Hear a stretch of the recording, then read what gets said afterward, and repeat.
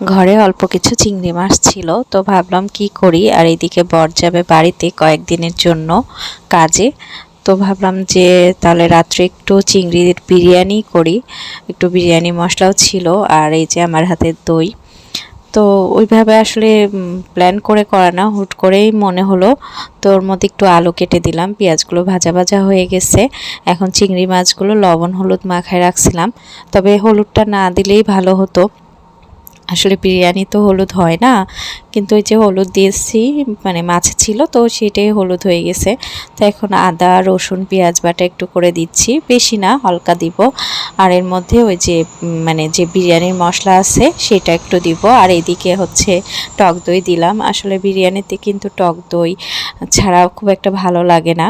তো মশলাটা দিয়ে এখন কষাবো, মানে যেভাবে মাংস কষাই সেভাবেই। তো কষানো হয়ে গেলে তারপরে চাল দিব। মানে আমি আসলে যেভাবে মুরগির মাংসের বিরিয়ানি করি সেইভাবে করছি, আলাদা কোনো নতুন কিছুই না।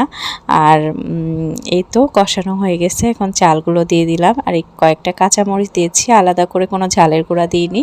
আর এইদিকে জলও গরম হয়ে গেছে, গরম জল ঢেলে দিয়েছি, একদম সিম্পলভাবেই করা। একটু ঘি দিয়ে দিলাম, আসলে ওই থাকবে না, ভাবলাম কালকে শুক্রবার আছে, ওই একটু মানে খেয়ে যাক, আমরা খাবো আমি আর রাই, বরকে ছাড়া তো খাইতে ভালোও লাগে না। তো অল্প করেই মানে অল্প চিংড়ি মাছ ছিল, সব মিলে অল্প করেই করা হয়েছে। তো এই তো মজাদার হয়েছিল খাইতে। কেউ যদি, আমি জানি চিংড়ির মানে বিরিয়ানিটা অনেকেই করে খান। তো এই তো, বাই বাই, সবাই ভালো থাকবেন।